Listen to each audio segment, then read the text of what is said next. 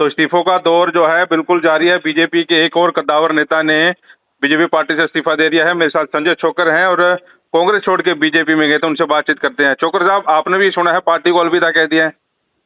बिल्कुल, हमने कल ही हमारे अपने साथियों की हमने मीटिंग करी थी और सबकी सलाह के बाद ये नतीजा निकला कि हम जो है इस्तीफा दे दिया हमने और जल्दी हम जो है ना अपना आजाद चुनाव लड़ने की घोषणा करेंगे। सारे साथियों से सलाह चल रही है जी।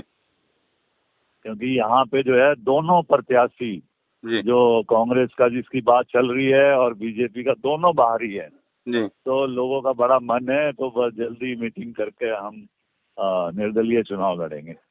छोकर साहब, समालखा की जनता से कल मेरी बातचीत हुई। शशिकांत कौशिक का भी बयान जो सामने आया, मतलब पैराशूट से आकर जो लोग यहाँ पर बना दिए, उम्मीदवार बना दिए, और जो लोग पार्टी के लिए दिन रात लगे हुए हैं। आपने भी मनोहर लाल के सनेती में जो है पार्टी ज्वाइन की थी और पूरी उम्मीद थी कि इस बार संजय छोकर को जो है टिकट मिलेगी। पैराशूट से आकर जो उम्मीदवार है खड़े हो जाते हैं, तो ऐसे में पार्टी कार्यकर्ताओं का मनोबल भी टूटता है और जो लोग कई सालों से लगे हैं वो भविष्य में कैसी राजनीति करेंगे? नहीं, बिल्कुल, देखिए जो लोग 5-5 साल अपने हलकों में मेहनत करते हैं, काम करते हैं और लास्ट में उनका मनोबल टूटता है। अगर ये सारी बातें पार्टियों को ये जो बेवकूफ बनाती हैं पार्टियां लोगों को, ये गलत है। अगर आपको करना है तो ये 5 साल पहले आप एक आदमी को बोलिए भी आपको चुनाव लड़ाना है या नहीं लड़ाना है। एक सीट पे 10-10 लोगों को झूठ बोलते हैं, गोलियां देते हैं और लास्ट में पार्टियां आप देखिए ऐसे कैंडिडेट आ जाते हैं जो इतनी भी फीडबैक पार्टियों के पास नहीं है कि कैंडिडेट अब वहाँ का लोकल है, बाहरी है, लोगों में उसकी क्या इमेज है।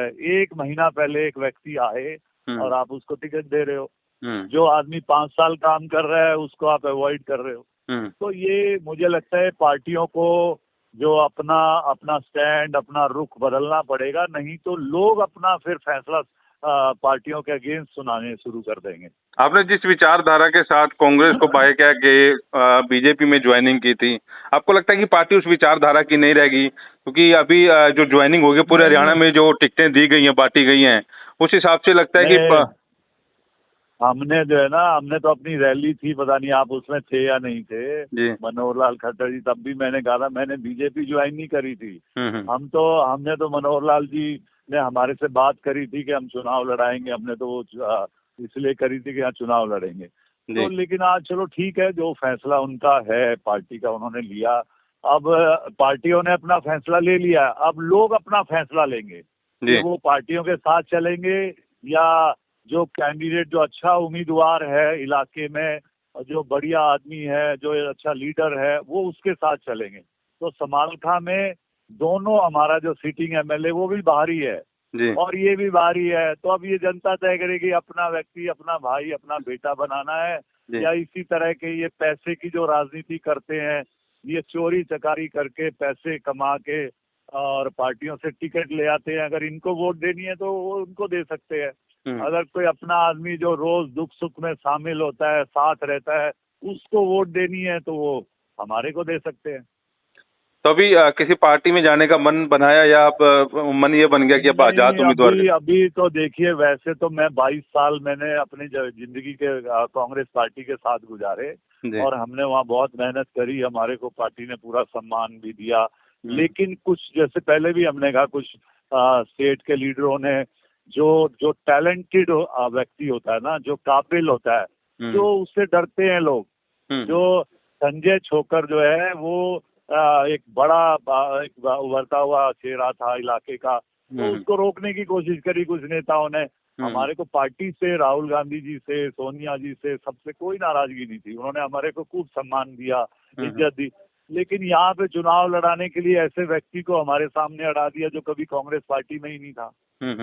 तो वो एक मजबूरी थी, हालात थे, वो हमें करना पड़ा। लेकिन हम अभी तो पार्टी का देखते हैं, अगर कोई सही से हमारे से बात होगी तो हमारा तो मन या हालात तो कांग्रेस की तरफ है। हमारा पुराना 22 साल का वहाँ पे ट्रैक भी है, तो अगर देखते हैं जैसा भी होगा।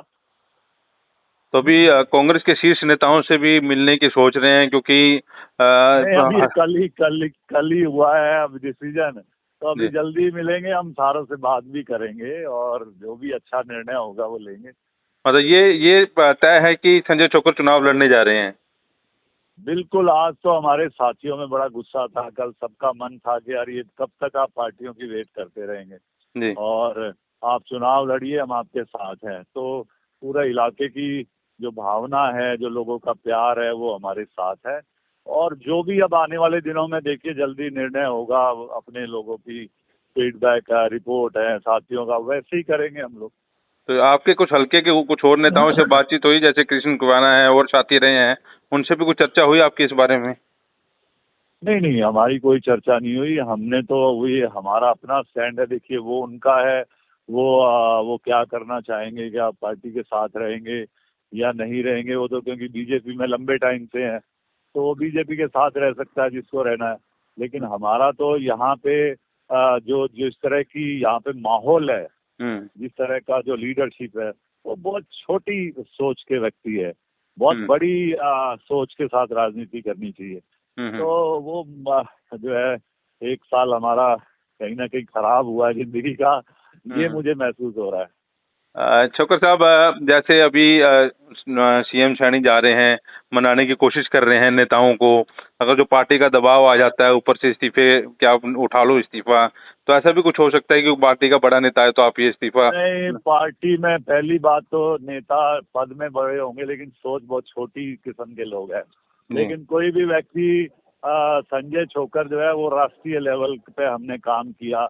ये जो आज ये यहाँ के नेता है तो मेरे लेवल से बहुत छोटे लेवल के लोग थे, जो आज ये बने हुए हैं बड़े बड़े पदों पे। तो मेरा इनका कोई लेवल ही नहीं मैच करता। तो मैं, कोई भी व्यक्ति आए, हम इस तरह की बात ना सुनेंगे ना मानेंगे।